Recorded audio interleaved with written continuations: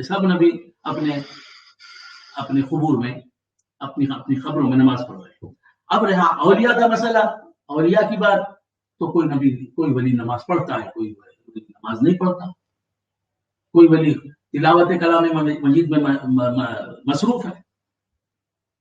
تو مرنے کے بعد اگر کوئی شخص نماز پڑھنا چاہے تو پڑھے، اللہ نے اسے روکا نہیں، اور نہ پڑھے تو اس کا نماز نہ پڑھنا کوئی گناہ نہیں. مرنے کے بعد اگر کوئی آدمی قرآن پڑھتا ہے تو پڑھ سکتا ہے. بہت سے لوگوں کو دیکھا گیا کہ وہ اپنی قبر میں قرآن پڑھ رہے ہیں. ایک ولی کو دیکھا گیا، ان کی قبر کھل گئی تھی، دیکھا گیا وہ قبر میں بیٹھے قرآن پڑھ رہے ہیں. تو مرنے کے بعد اگر کوئی آدمی نماز پڑھ سکتا ہے، مرنے کے بعد اگر کوئی آدمی قرآن پڑھ سکتا ہے، لیکن اگر نہ پڑھے تو کوئی عذاب نہیں، کوئی مواخذہ نہیں، کوئی پوچھ نہیں. اگر پڑھے تو کوئی ثواب نہیں. خبر میں آدمی کوئی عبادت کرے، مرنے کے بعد عالم برزخ میں، عالم برزخی کو خبر کہتے ہیں، عالم برزخ میں خبر میں مرنے کے بعد کوئی آدمی نماز پڑھتا ہے، وہ آدمی پیغمبر ہی کیوں نہ ہو، اسے نماز پڑھنے کا ثواب نہیں ملے گا. خبر میں اگر کوئی آدمی قرآن کی تلاوت کرتا ہے، یہ نیکی تو ہے، عبادت تو ہے، لیکن اس عبادت کا اسے صلہ نہیں ملے گا. یہاں کوئی کام کرے گا اچھا نیک، اللہ کو راضی کرنے کے لیے، اس کا ثواب ملے گا. وہ کام فرض ہو، واجب ہو، سنت موقدہ ہو، سنت غیر موقدہ ہو، یہاں کرے گا تو اللہ کے پاس ثواب ملے گا. مرنے کے بعد کوئی اجر نہیں ملے. آخرت میں کوئی نیکی کا آدمی کرے، مر کر اٹھنے کے بعد، قیامت کے قائم ہونے کے بعد جنت میں کوئی نیکی کرے، اس نیکی کا اسے ثواب نہیں ملے گا. اور قبر میں ہو یا محشر میں ہو، ہر نیکی نہیں کرے گا ہر انسان، لیکن ایک نیکی ایسی ہوگی، آپ اللہ بتا سکتے ہیں، ایک نیکی ایسی ہے جو ہم یہاں بھی کرتے ہیں، انشاءاللہ مرنے کے بعد بھی ہمیشہ کریں گے، اور قبر سے اٹھنے کے بعد، عالم آخرت میں پہنچنے کے بعد، جنت میں پہنچنے کے بعد بھی کرتے رہیں گے، ہمیشہ کرتے رہیں گے. وہ کیا نیکی ہے؟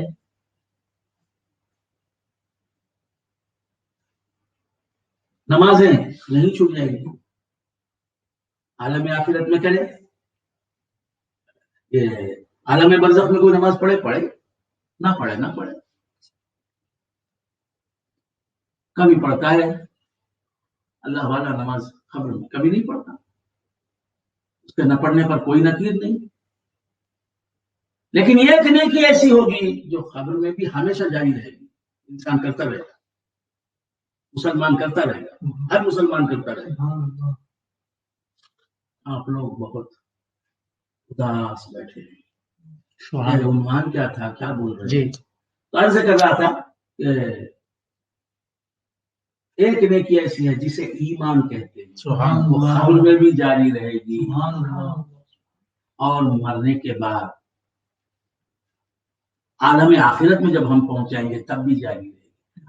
ہم یہاں بھی مومن ہیں، قبر میں بھی مومن رہیں گے، اور انشاءاللہ آخرت میں بھی مومن رہیں گے، میدان محشر میں بھی مومن رہیں گے، جنت میں بھی مومن رہیں گے. اور جو بھی جہاں بھی مومن ہوگا، اللہ تعالیٰ فرما رہا ہے تاجدار مدینہ صلی اللہ علیہ وآلہ وآلہ وسلم اس کی جان سے زیادہ اس سے قریب ہوں گے.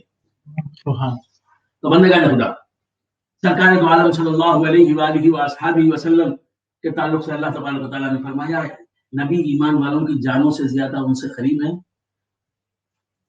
اور پھر فرمایا ایک روایت میں اس آیت کی یہ بھی خلاف ہے، النبی اولا بالمؤمنین من انفسہم. نبی یعنی سرکار دو عالم صلی اللہ علیہ وآلہ وآلہ وسلم ایمان والوں کی جانوں سے زیادہ ایمان والوں سے قریب. وَهُوَ أَبٌ لَهُمْ. تفسیر مدارک دیکھیے، اس میں لکھا ہے کہ ایک خلاف یہ بھی ہے کہ نبی ایمان والوں کی جانوں سے زیادہ ایمان والوں سے قریب ہیں. وَهُوَ أَبٌ لَهُمْ، اور نبی یعنی محمد رسول اللہ صلی اللہ علیہ وسلم ایمان والوں کے باپ ہیں، روحانی باپ ہیں، ایمانی باپ ہیں. ایمان والوں کتنا بڑا شرف. تم رسول اللہ صلی اللہ علیہ وسلم کے بیٹے بنائے گئے. رسول اللہ صلی اللہ علیہ وسلم کے سلبی بیٹے نہیں. ہر ایمان والا رسول اللہ صلی اللہ علیہ وسلم کی نسل سے تعلق رکھنے والا بیٹا نہیں. وہ تو سادات کرام کے حصے میں آئی ہے. وہ دولت تو سادات کرام کے حصے میں آئی ہے. جو سادات کرام ہے یہ رسول اللہ صلی اللہ علیہ وآلہ وآلہ وسلم کے سلبی بیٹے، ان کے نسلی بیٹے، سبحان اللہ، نسل سے تعلق رکھنے والے بیٹے. رسول اللہ ان کے باپ ہیں، ان کے دادا ہیں، ان کے نانا ہیں. تو بندگان خدا سرکار دو عالم صلی اللہ علیہ وسلم تمام ایمان والوں کے روحانی باپ ہیں.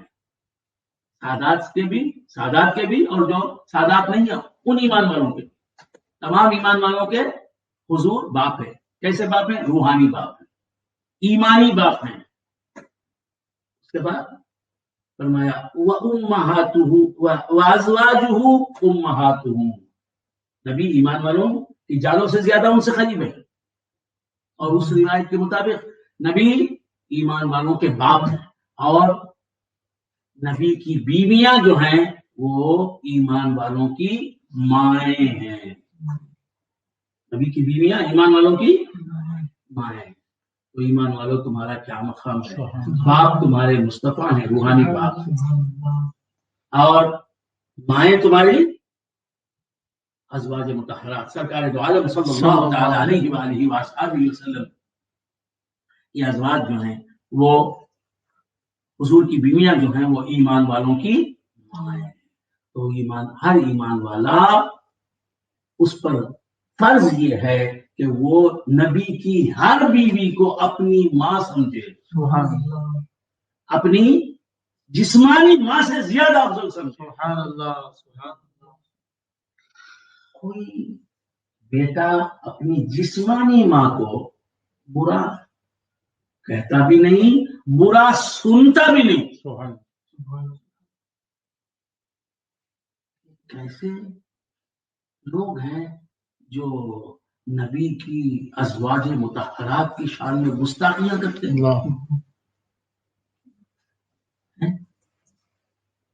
اے انسان، تو اپنی ماں کی برائی سننا پسند نہیں کرتا. ماں اگر سے کہ وہ بری کیوں نہ ہو، اس کی برائی کرتا ہے تو آگ بگولا ہو جاتا ہے، شراب پا ہو جاتا ہے. اور سرور کونین صلی اللہ تعالی علیہ وآلہ وآلہ وسلم کی ازواج مطہرات شان میں تو خود گستاخی کرتا ہے. تو انسانیت کے درجے سے گرا ہوا انسان ہے. تجھے انسان کا تو حقدار نہیں. تو عرض کر رہا تھا کہ نبی کی ازواج جو ہیں وہ کیا ہیں؟ ایمان والوں کی مائیں ہیں. حضرت خدیجۃ الکبریٰ یہ نبی کی بیوی ہیں، نبی کی زوجہ ہیں، یہ ایمان والوں کی ماں ہیں. حضرت سودا رضی اللہ تعالی عنہ یہ حضور کی بیوی ہیں، ایمان والوں کی ماں ہیں، قیامت تک کے ایمان والوں کی ماں ہیں.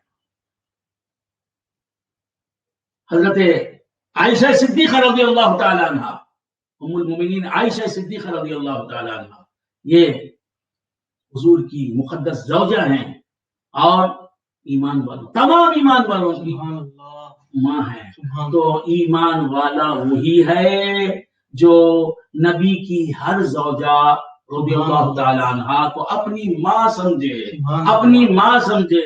جسے انسان اپنی ماں سمجھتا ہے غایت درجے کا احترام اس کے ساتھ رکھتا ہے، اس کے ساتھ روا رکھتا ہے، انتہا درجے کا احترام کرتا ہے.